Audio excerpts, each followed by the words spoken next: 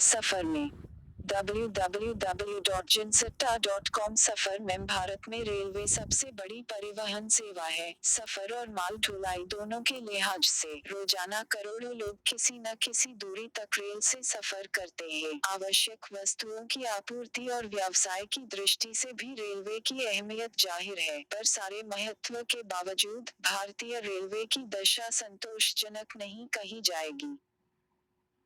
सबसे शोचनीय पहलू यह है कि मुसाफिरों के लिए जो चीज सबसे ज्यादा मायने रखती है, रेल प्रशासन उसी की सबसे कम फिक्र करता है, चाहे ट्रेनों का समय से परिचालन और निर्धारित समय से गंतव्य पर पहुंचना हो, या सुरक्षा, या स्टेशनों पर साफ योजक चिन्ह सफाई या खान योजक चिन्ह पान। सीएजी यानी नियंत्रक एवं महालेखा परीक्षक की एक ताज़ा रिपोर्ट के मुताबिक रेलगाड़ियों में और स्टेशनों पर मुसाफिरों को न सिर्फ महंगा खाना दिया जा रहा है बल्कि वह गुणवत्ता में भी मानकों के अनुरूप नहीं होता। बीते शुक्रवार को संसद में पेश की गई यह रिपोर्ट बताती है कि रेलवे खानपान के संबंध में यह प्रावधान है कि वस्तुएं निर्धारित दरों पर बेची जाएंगी, प्रत्येक वस्तु का मूल्य रेल प्रशासन तय करेगा, यात्रियों से अधिक कीमत नहीं ली जाएगी। लेकिन यह देखा गया कि बिस्कुट, सीलबंद उत्पाद, मिठाइयाँ आदि पीएडी वस्तुएं खुले बाजार की तुलना में भिन्न वजन और भिन्न मूल्य से रेलवे स्टेशनों पर बेची जा रही थी। जुर्माना लगाए जाने के बाद भी मुसाफिरों से ज्यादा कीमत वसूलने और शोषण के मामले जारी रहे। इस रिपोर्ट से ठेकेदारों की मनमानी जाहिर है, पर सवाल है कि रेल प्रशासन क्या करता है जिस पर निगरानी रखने और गड़बड़ी किए जाने पर कार्रवाई करने का जिम्मा है।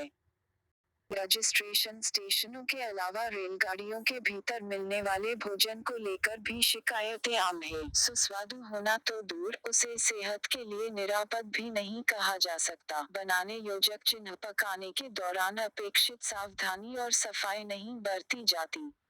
जब राजधानी जैसी आला दर्जे की ट्रेनों में सफर करने वाले अक्सर यह शिकायत करते मिलते हैं, तो सामान्य श्रेणी की ट्रेनों में क्या हाल होगा इसका अंदाजा सहज ही लगाया जा सकता है। दरअसल, मुसाफिर रोजाना जो भुगतते रहे हैं, सीएजी की रिपोर्ट ने उसी की पुष्टि की है। कुछ सालों से रेलवे को विश्वस्तरीय बनाने का दम भरा जा रहा है। इसके लिए विदेशी निवेश आमंत्रित करने तथा कुछ देशों की विशेषज्ञता का लाभ लेने की बातें कही जाती रही है, लेकिन ये सब दीर्घकालीन परियोजनाएं हैं और इस दिशा में प्रगति का आकलन अभी नहीं हो सकता। पर सुरक्षा, ट्रेनों के समय से परिचालन तथा समय से गंतव्य पर पहुंचने और साफ योजक चिन्ह सफाई व खान योजक चिन्ह पान सेवा में सुधार जैसी कसौटियों पर खरा उतरने के लिए रेलवे को कितना वक्त चाहिए। जाहिर है, असल समस्या अनुशासन तथा यात्रियों के प्रति संवेदनशीलता की कमी की है। यह सही है कि साफ योजक चिन्ह सफाई अकेले रेल प्रशासन या संबंधित एजेंसी के बूते की बात नहीं है। इसके लिए मुसाफिरों को जागरूक करना होगा, ऐसा माहौल बनाना होगा कि सफर के दौरान सफाई का ध्यान रखने का मनोवैज्ञानिक दबाव हर किसी को महसूस हो। पर भोजन तैयार करने की प्रक्रिया में स्वच्छता, गुणवत्ता तथा सेहत के तकाजे की जो अनदेखी होती है, उसका ठीकरा रेलवे किसके सिर फोड़ेगा। फ्रेट कॉरिडोर बनाने और रेलगाड़ियों की रफ्तार बढ़ाने आदि की महत्वाकांक्षी योजनाएं अपनी जगह हैं, इनका हवाला देकर रेलवे मुसाफिरों के प्रति रोजाना की अपनी जिम्मेवारी से पल्ला नहीं झाड़ सकता। हिंदी न्यूज से जुड़े अपडेट और व्यूज। बिहार का गतिरोध www.jinsatta.com बिहार का गतिरोध लालू प्रसाद यादव के परिजनों के घरों पर पड़े सीबीआई छापों के बाद बिहार में शुरू हुई राजनीतिक उथल योजक चिन्ह पुथल शांत होने का नाम नहीं ले रही। मुख्यमंत्री नीतीश कुमार ने शनिवार को दिल्ली में कांग्रेस उपाध्यक्ष राहुल गांधी और जेडीयू नेता शरद यादव से मुलाकात की, तो कयास लगाए जाने लगे कि वे उपमुख्यमंत्री तेजस्वी यादव और स्वास्थ्य मंत्री तेज प्रताप यादव के इस्तीफे के लिए उन्हें मना लेंगे। हालांकि सूत्रों के मुताबिक राहुल गांधी ने तर्क दिया कि महज एफआईआर के आधार पर उनसे इस्तीफा मांगना उचित नहीं है। उधर बिहार में विपक्षी दल भाजपा मुख्यमंत्री नीतीश कुमार पर लगातार दबाव बना रही है कि लालू यादव के दोनों बेटों को मंत्रिमंडल से बाहर करें। तेजस्वी यादव पर होटल के बदले जमीन लेने और तेज प्रताप पर रेलवे ठेकों में अनियमितता के आरोप है, इसलिए नैतिक आधार पर उनसे इस्तीफे की मांग की गई, मगर लालू यादव ने इस तरह की किसी भी संभावना से इनकार कर दिया। इसलिए नीतीश कुमार पर नैतिक दबाव बना हुआ है कि वे इन दोनों को मंत्रिमंडल से विदा करें। मगर मुश्किल यह है कि अगर नीतीश कुमार तेजस्वी और तेज प्रताप को मंत्रिमंडल से बाहर करते हैं तो उनका मुख्य सहयोगी राष्ट्रीय जनता दल उनसे अलग हो सकता है।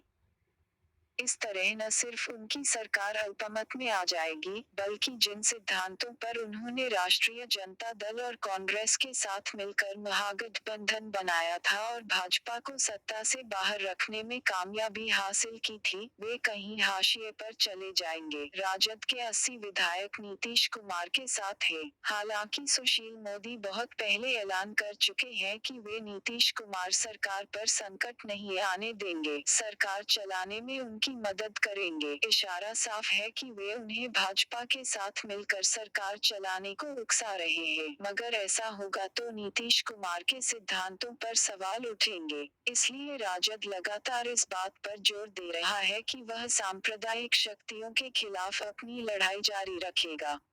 ऐसे में नीतीश कुमार के सामने एक चुनौती साफ योजक चिन्ह सुथरा मंत्रिमंडल रखने और भ्रष्टाचार के खिलाफ अपना रुख स्पष्ट करने की है तो दूसरी तरफ सांप्रदायिक ताकतों से लड़ने की। उनके इस पसोपेश के चलते अब राजद और जदयू नेताओं के बीच बयानबाजियों का दौर शुरू हो गया है। बिहार की राजनीति में लगातार हलचल बनी हुई है। उधर भाजपा ने चेतावनी दी है कि अगर नीतीश कुमार ने तेजस्वी और तेज प्रताप का इस्तीफा नहीं लिया तो वह अगले हफ्ते विधानसभा की कार्यवाही नहीं चलने देगी। बिहार के राजनीतिक संकट से एक बार फिर भ्रष्टाचार से लड़ने में सरकारों की इच्छा शक्ति पर सवाल उठने लगे हैं। कानून के मुताबिक दोष साबित न होने तक किसी राजनेता को उसके पद से हटने को बाध्य नहीं किया जा सकता। इसी का फायदा तेजस्वी और तेज प्रताप यादव को मिल रहा है, मगर उनके खिलाफ सीबीआई की तरफ से एफआईआर दर्ज होने के बाद उनसे नैतिक आधार पर पद छोड़ने की अपेक्षा स्वाभाविक है। मगर इसके जरिए भाजपा जिस तरह महागठबंधन को तोड़ने और सत्ता में अपनी हिस्सेदारी बनाने का सपना देख रही है, उससे भ्रष्टाचार का मुद्दा राजनीतिक खींचतान में बदल गया है, जबकि सत्ता बचाने से कहीं अधिक महत्वपूर्ण आम लोगों में अपनी साख बनाए रखने का है। राजनीतिक लंब में भ्रष्टाचार का मामला कहीं दब न जाए, इसका ध्यान रखना जरूरी है। हिंदी न्यूज से जुड़े अपडेट और व्यूज लगातार हासिल करने के